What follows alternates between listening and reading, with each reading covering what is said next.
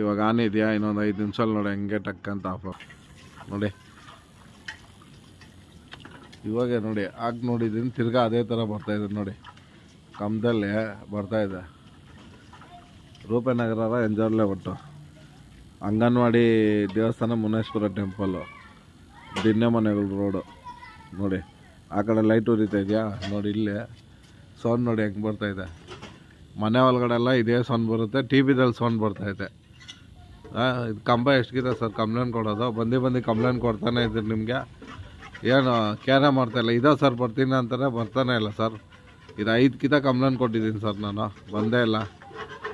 ಹಳೆ ಕಂಬ ಇರುವಾಗ ಅದೇ ಥರ ಮಾಡಿದ್ರಿ, ಇವಾಗ ನೋಡಿದ್ರೆ ತಿರ್ಗಾ ಹೊಸ ಕಂಬ ಹಾಕಿದ್ದೀರ, ತಿರ್ಗಾ ಅದಲ್ಲೇ ಅದೇ ಥರ ಮಾಡ್ತಾಯಿದ್ದೀರ.